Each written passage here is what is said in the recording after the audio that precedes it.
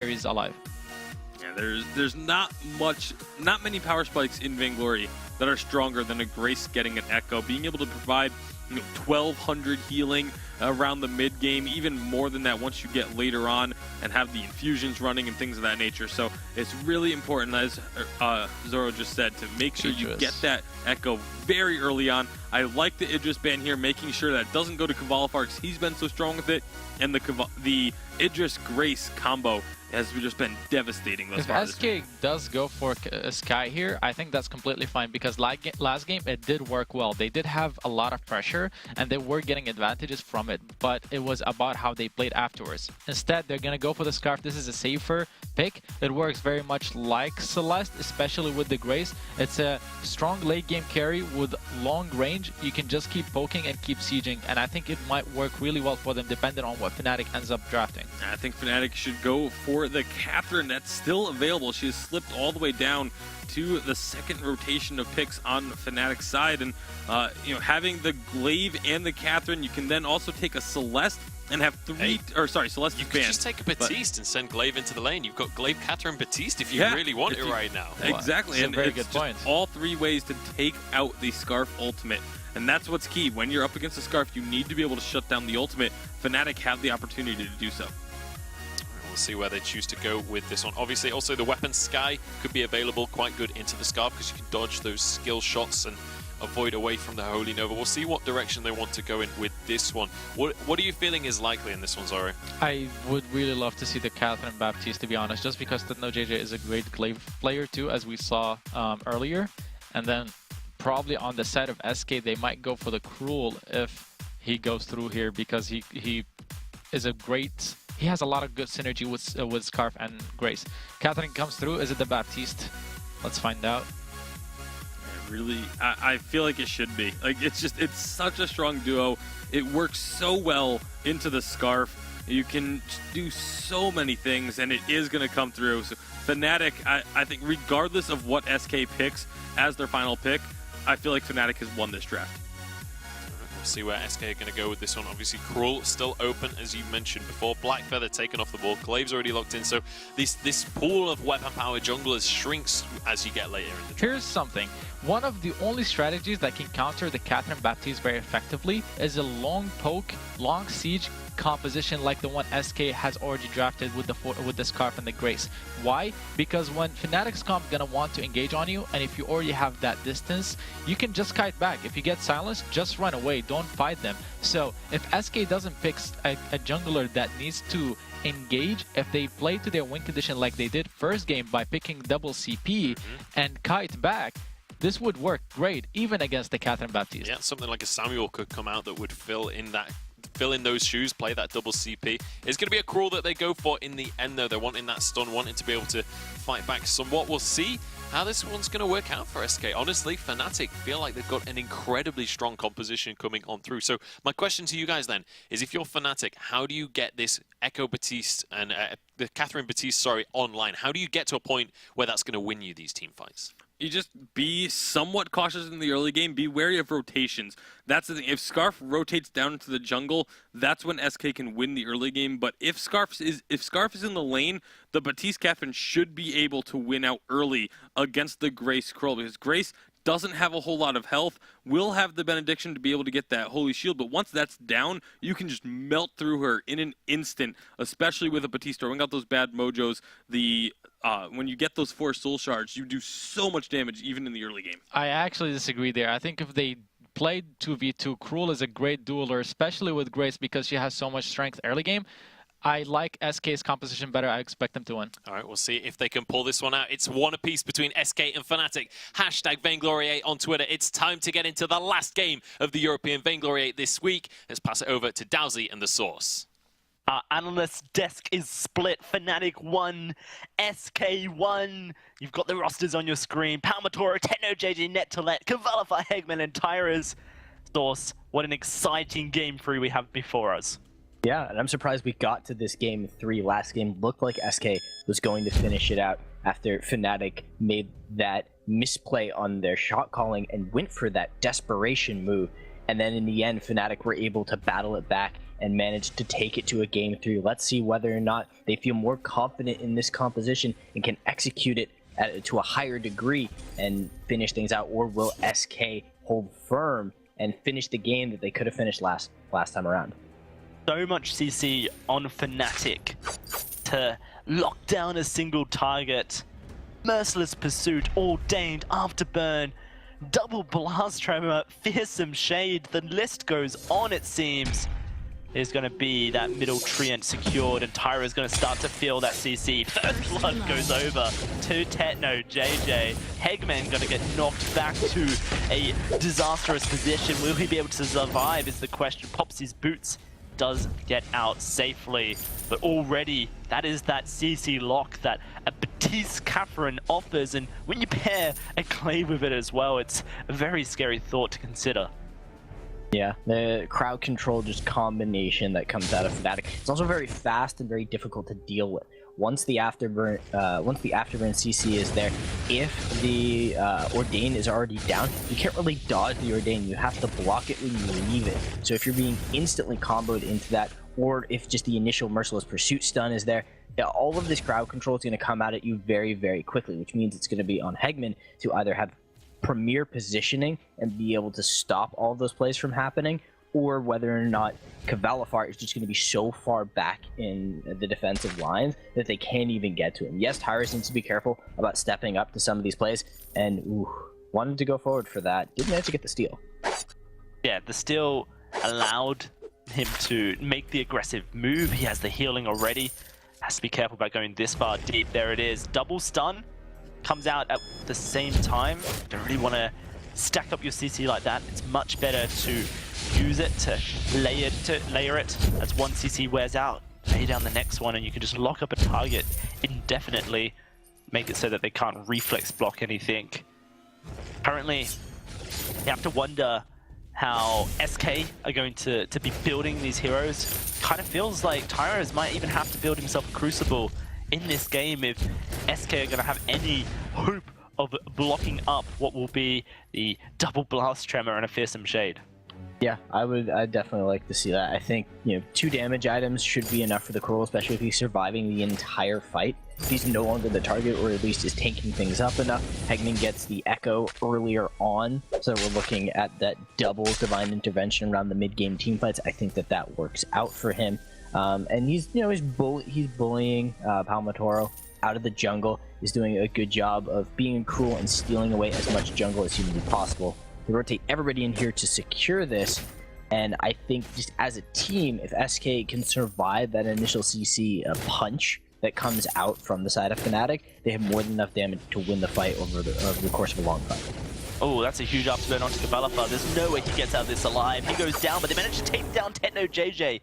As a response, SK very swift in their revenge to get back after losing their laner here. 1 for 1, a fairly decent trade for SK, means they don't lose out on too much.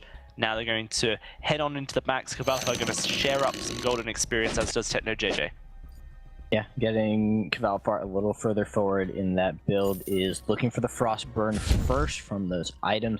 So wants to have that slow be able to kite, but again, they have to survive that initial damage. If Cavalifar is the one who's completely engaged on, it doesn't matter how much slow and kiting potential he has. And Techno JJ has proven that he's an incredibly good glaive and has been able to land afterburn after afterburn. And this is a very tough matchup. SK, I'm surprised when Araki said with such confidence he thinks that they can win this, just because of the absolute dominance that we've seen come out of the Baptiste Catherine setup. But what we've also seen is SK's brilliance when it comes to kiting, allowing the Scarf to survive. Wall treads, I think, another priority for SK. 1 for Hegman, 1 for Tyras again, just so that they can get out, get back in as soon as Cavalifar has stacked up his Broken Myth, because if that Scarf is allowed to stack up damage, able to get to a decent Broken Myth level, then there is an opportunity for SK to be able to out-damage Fnatic. Yeah, and I like that they're sending Hegman up into the lane to kind of hold it. He's going to be able to get some of that experience, maybe pick up a little bit of extra gold as they consistently rotate Cavalifar into the jungle to get that additional farm, that extra gold going so that he can get further into those items. As Frostburn is done, pretty much one major item has been completed on every single player in the game. Tyrus has that tension bow. Maybe we see some of those big plays you can get out of the Cruel once that first From Hell's Heart comes out, and we see that big explosive team fight, as both of these teams have massive team fight ultimates. Yeah, huge team fight ultimates. Valifar's Dragon Breath, it'll be very difficult, I think, to execute this game, just due to the Fearsome Shade, due to the stuns available as well. Makes me wonder if he'll max his group instead, more for the kiting ability that it can provide, knowing that the Dragon's Breath may not actually get its full usage.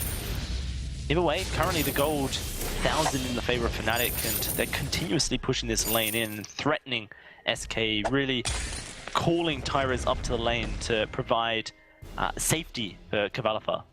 Yeah, it's a struggle for Cavalifar to be able to actually get value out of the Dragon's Breath, like you were saying, because he wants to be at slightly an odd angle so that a lot of that crowd control that would normally be stacked on the group's team fight isn't going to be hitting him. But at the same time, if he's too far out of position, he has to walk a very, very fine line as to where he can be to get the value out of the ability, but not be so far away from his tank that Hegman won't be able to show up and protect him. We still haven't seen an engagement just yet from Tyrus. He's been holding that From Hell's Heart. I keep waiting for him to throw that out at Techno JJ, but they haven't been willing to commit to it. We'll have to see when they do decide to engage rather than defend SK. Maybe the Hell's Heart going to be used more of a defensive tool this game, rather than the offensive that we sometimes see from the Cruel. Currently, SK forced away from these minions under the turret. Valifar missing out on 2 last hits there, however. He'll be able to get the rest of these, and there is a CS lead for Techno JJ. Got himself 14 CS in the lead for... is starting to ramp up a bit of an advantage for this glaive, and means he's getting closer and closer to that very scary moment. SK instead going to substitute this by giving the backs over to Cavalifar. He gets extra gold, gets those last hits back into his system, and the moment it's all about the scaling for SK. Get Cavalifar to 3 damage items. I'd say they can probably look for a fight around the second one once that sustain comes in for Cavalifar. It's possible that they might look to fight here on the gold miner. Gonna be the Spitfire connecting, but unable to steal. Goop onto Net to Let. Tyrus has that Hell's Heart. Palmatora with the Fearsome Shade knocks 2 back and stuns up Tyrus. Net to Let is very low, still holding on to his fountain. Has the Crucible in hand as well. Techno JJ, lots of damage available. Gonna have that tension bow online in just a little bit. Great block comes out of Net to Let. Well timed to stop that from Hell's Heart impacting him. Now SK gonna just be forced to push up the lane. Yeah, I mean, that's a fair cooldown to trade out. At this point in the game, it's a level 2 from Hell's Heart. It's about 60 seconds compared to the 40 seconds of Net to Let's Crucible. So easily willing to trade that out, time and time again. But maybe they finally find the engagement on the Palmatora. No, they do, but Net to Let joins. Hegman disengages. Great holding over onto Techno JJ, stopping any re-engage coming out of Fnatic there. SK holding on to their wits about them. Cavalifar going to be going towards a Clockwork as his 3rd item, not wanting the Broken Myth, really wanting to be that late game carry threat and have those scoops, as well as the Spitfires available as quickly as possible. Yeah, I think that's an okay move here because they haven't been able to actually find the long sustained fights. It's been a lot of poke, a lot of poking and prodding, lots of farming. So getting the Clockwork out now, maybe he can just win the siege poke fight. He won't be able to build up all of those breaking point stacks if the side of Fnatic is unwilling to take a hard engagement, which is interesting. Fnatic, they have plenty of crowd control. They've got that poison Chiv finished onto Techno JJ, which means they're cutting off the sustain from Tyrus and from Hegman. So there's more than enough potential for them to take these long and slow fights. I just think maybe Cavalifar wants, he wants more groups, he wants more kiting. Yeah, he's almost there as far as Clockwork is concerned. Tyrus has his Tension Bow, the Blazing Salvo, and the Aegis, so he can tank up the damage output Palmatoro has there. There's the silence coming out though. Kvalifar should be able to escape. Tyrus will get hit, but the Fearsome Shade, nice. The stun comes out. That's Palmatoro almost dead. Can they get the kill is the question. The Divine Intervention keeps Tyrus alive, and 1 over to SK. They strike back and they find themselves the engage they need. Kavalivar's Dragon's Breath have been so impactful so far this entire day, and now Tyrus, he wants Techno JJ Afterburn off cooldown for another 6 seconds. That forces Fnatic off this turret. SK should be able to secure this. Yeah, that was a great block to be able to stop the Fearsome Shade from, cutting Kavalivar's Dragon's Breath short. They're now going to be able to transition onto the Gold Miner, pick up a little bit more gold, even things out. It's not a huge advantage for the side of Fnatic, but it is there, and this will mitigate it even further. Kavalivar should be close to... No, he only has 100 gold. He already shot... Or no, he's got more than 100 gold. He has 100 CS, and now has that Clockwork finished. And SK, they are playing this almost picture perfect. So far, so good. The gold practically even as we speak. Is that Clockwork now finished for Kvalifar? Tyrus looking for a breaking point as he finishes his tier 2 armor as well, just to tank up everything that Techno JJ is throwing at him. And you look at Techno JJ, he's going towards a Tornado Trigger probably, or a Monocle. Most likely that Tornado Trigger for the extra attack speed and crit that he can output. Very scary threat Techno JJ will be for Kvalifar and Tyrus alike. Eggman going to have to be on point with his CC and his healing. Definitely think it's a huge danger for Tyrus, because at this point, yes, he's got some defenses in there, has built up some tankiness, but only really has that finished Tension Bow. Is working on a breaking point, but that won't be here for a little while. Actually, no, he'll have enough gold for it soon, but I don't know if he's going to be in a position to be able to go and shop for it, as his team is looking to siege Kvalifar, getting that value out of those Goops and Spitfires onto the turret, and just firing out Spitfire after Spitfire. It's basically not on a cooldown.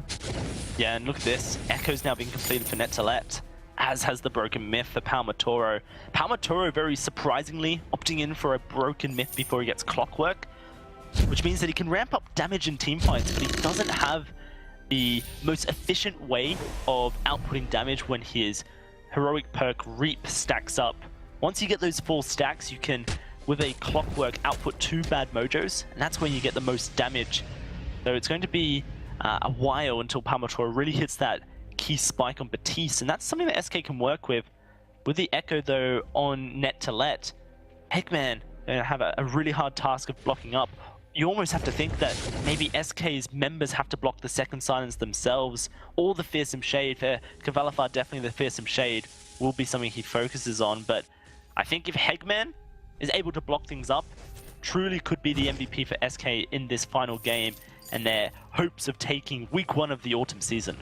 Yeah, Eggman has been a key player in pretty much all of SK strategies. Yes, they put a lot of faith in Kvalifar to carry the team, but they trust that Eggman is going to be able to step up and keep him alive, keep him safe, and has done a very good job of blocking out a lot of these skills over the last few series. Question really becomes, what is Tyrus going to do to be the X factor for the side of SK? Hasn't landed a massive from Hell's Heart, hasn't been able to, really rampage through the jungle like a Cruel can when they get a little bit ahead. Hasn't been a menace to the side of Fnatic just yet. Where is he going to be able to position within the team fight to be able to make things happen for him? Low and steady is the game for SK. Kvalifar now working for that Broken Myth. Fnatic very hesitant to pull the trigger as of late. Haven't looked for any engages. Had the Echo finish for quite some time now. Surely seems they're scared of SK's ability to weather the storm that's been thrown at them. Definitely showing a lot of respect to Kvalifar and Tyrus' ability to turn fights and Eggman's ability to keep them alive. Eggman now has that Echo on the Divine Intervention. Means there's extra healing, damage reduction available as well. Fnatic slowly gaining some ground in the lane, but they find Tyrus in the question. Stun him up. Tyrus moves back on in. Net2Let not really gaining anything for that. merciless pursuit, and once more SK find themselves back at the turret, clearing the wave and poking it down, Spitfire after Spitfire. They're gonna get this eventually. It's just like water on a rock at the moment, Source, chipping away at these objectives. Yeah, and this is that kind of mid-game interlude moment where the decisions are not that clear. You have to look and find those opportunities, and I think that Fnatic is a little scared. They remember what happened to them last game, and they remember what happened to them in game number 1. They have had a lot of trouble figuring out how to make their engagements work. They are going to start off on the Cavalifar. Maybe this is the one. Yeah, this is it. Palmatoro burning away. The Divine Intervention comes through. Tyra's onto Techno JJ doing work. The Dragon's Breath. Instant afterburn to stop it up. Can Fnatic turn this around? They've lost Techno JJ. Tyra's, he's still alive. It's a double for the European jungler. And now chasing down Fnatic's Net2Let whilst Cavalifar pushes the turret. I don't know how Tyra survived so long. The Kraken's going to be started up. SK looking to take it all. It looked so good for Techno JJ in that fight. He made so many moments happen there. Dane comes out, forces out the first block from Scar, so you know that there's the ability to be able to cancel him. You can see that Tyrus and Techno JJ are just dueling in the middle of that amazing afterburn to cancel out the Dragon's Breath. It looked like it was going to work out for them, and we actually see another kill going over to the side of SK. Hegman and Cavalifar hunt him down. Down goes Net2Let, and in comes the Kraken. They even have a few more members here. Maybe they're going to be able to find a couple of catches. Yeah, the Broken Myth's now finished for Cavalifar. Look at the damage he's outputting. The Fearsome Shade's blocked up. Palmatoro, who's dead. Holy moly, SK burning through Fnatic.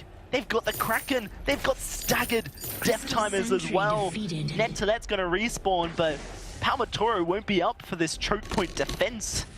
SK showing up huge here in the finals of the Autumn Season Week 1, looking to remain the European champions against Fnatic. It all came down to one game. Oh no, Hegman's dead! He had Fountain available! This is disastrous for SK. Let's see if they can turn it around. Tyrus onto Techno JJ. Cavalifar stacking up that Broken Myth. Techno JJ taking a lot of damage, but Net2Let, he looks like he will fall, and he does.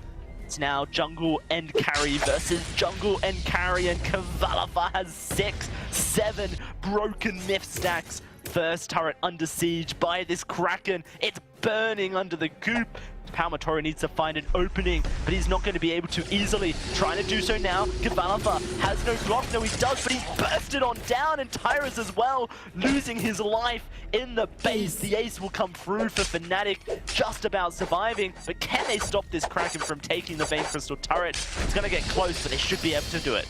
Techno JJ is putting in overtime in this matchup, has been able to do so much damage, got that initial kill onto Hegman to start things off, basically stagger things out and make it so this could be an even fight. Manages to make a great play with Palmatoro to just get Fnatic back in the game. They've managed to even out the gold. They took down the Kraken. That was an extra 500. Now there are turrets up. This is free gold sitting for them on the map. These crits are massive. 400 or 500 damage per crit coming out from Techno JJ. If they can manage to get onto Cavalifar, or at least burst through Tyrus, because this has just been a battle of who sustains longer, Techno JJ or Tyrus. Tyrus has won every single one of these fights, probably due in help from Hegman, but it has just been duel after duel, and I don't know. I'm highly surprised at how well Techno JJ is making this work. Yeah, no, it's incredible so far that this series is so close between these two teams. In the previous game, Fnatic held their wits about them. Despite some desperate tactics, managed to counter-throw against their opponents. Now, SK only sitting 600 gold ahead of their opponents. Back in the summer season Source, first place and second place was hotly contested between these two teams. It all came down to a third place decider match in week 7 as to who would be representing EU in Los Angeles as Europe's first seed. Now, it looks like these teams are back at it again, wanting to be first seed in Europe the week 1. Currently, both these teams have a fighting chance of doing so. We're in week 1. Let's keep that in mind for how intense that this one series has been. If they continue to meet each other, I definitely think that Europe's just overall skill level is going to continue to rise and become a bigger threat to North America. Tyrus is now rotating through the jungle, looking for something. I thought he might actually want to engage that, but the Kraken was started and disengaged, and Fnatic, they don't want to have another throw on their hands. One was enough for one day. Man, this is insane. Kraken just being the bait for both these teams at this point. SK now finding some grounds to move up the lane. Palmator on the side and Nettolet coming in as well.